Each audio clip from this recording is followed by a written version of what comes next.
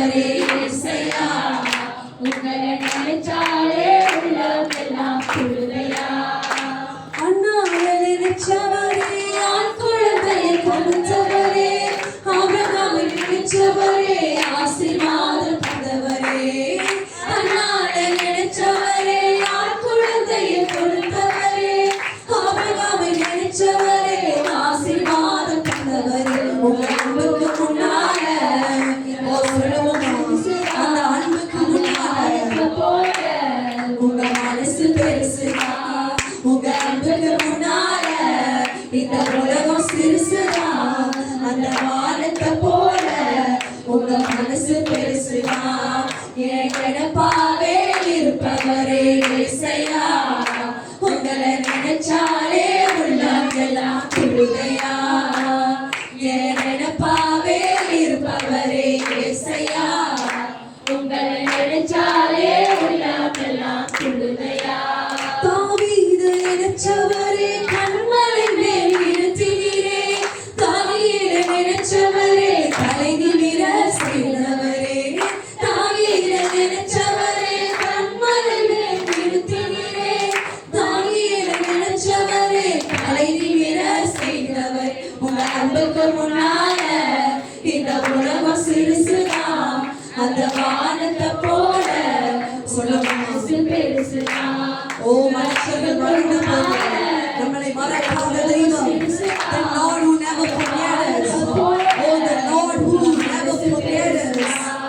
என் நினைப்பாவே இருப்பவரே இயேசையா, உங்களை நினைச்சாலே உள்ளம் எல்லாம் துள்ளுதையா. ஒரு நாளும் மறக்காதே இருப்பவரே இயேசையா, உங்களை நினைச்சாலே உள்ளம் எல்லாம் துள்ளுதையா. ஏழையை நினைச்சவரே, தாய் கருவில் தெரிஞ்சவரே, பெயர் சொல்லி அழைத்தவரே, பெரியவனாய் மாற்றினீரே. ஏழையை நினைச்சவரே, தாய் கருவில் தெரிஞ்சவரே, பெயர் சொல்லி அழைத்தவரே, பெரியவனாய் மாற்றினீரே. அன்புக்கு முன்னால ஒரு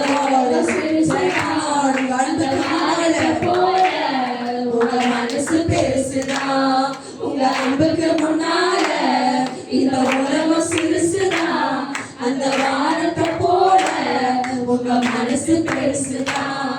என் நினைப்பாவே இருப்பவரே இயேசையா, உங்களை நினைச்சாலே உள்ளம் எல்லாம் துள்ளுதையா. என் நினைப்பாவே இருப்பவரே இயேசையா, உங்களை நினைச்சாலே உள்ளம் எல்லாம் துள்ளுதையா. அப்பா நீங்கதான், ஆசையெல்லாம் நீங்கதான், ஆதரவு நீங்கதான், ஆறுதலும் நீங்கதான். அப்பா நீங்கதான், ஆசையெல்லாம் நீங்கதான், ஆதரவு நீங்கதான், ஆறுதலும் நீங்கதான். உங்க அன்புக்கு முன்னால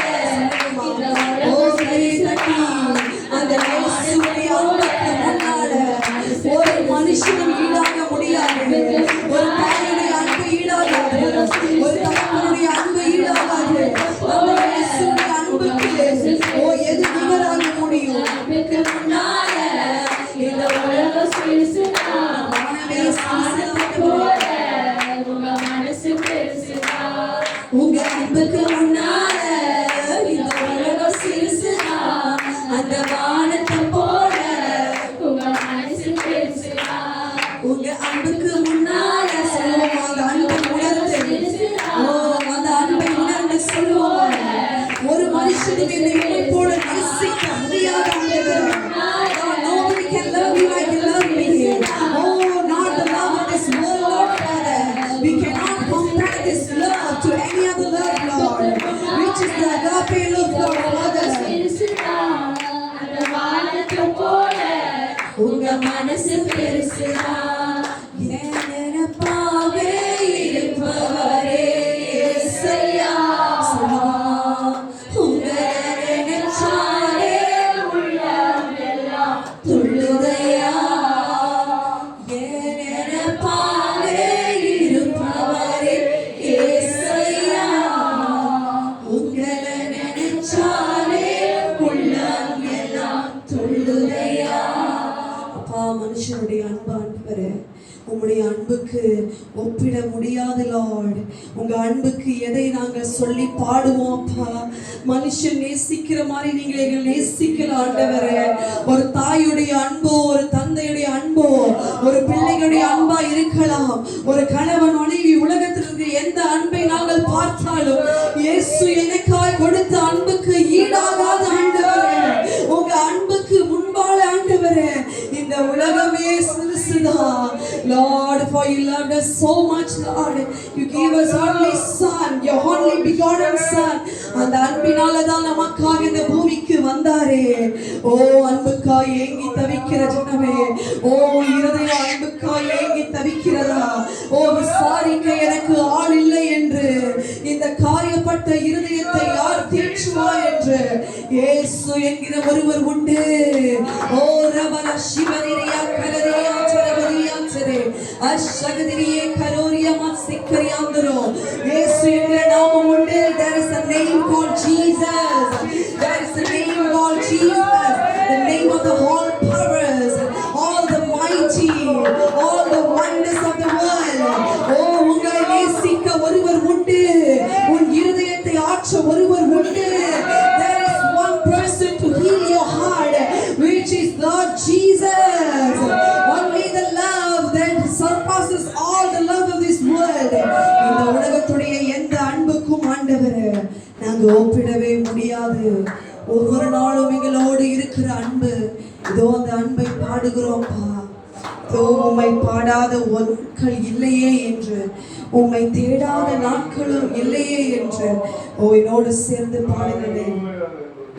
உம்மை பாடாத நாட்களும் இல்லையே, உம்மை தேடாத நாட்களும் இல்லையே, உம்மை பாடாத நாட்களும் இல்லையே, உம்மை தேடாத நாட்களும் இல்லையே. உம்மை அல்லாமல் யாரை நான் நேசிப்பேன்? உமக்காக அல்லாமல் யாருக்காக வாழுவேன்? உம்மை அல்லாமல் யாரை நான் நேசிப்பேன்?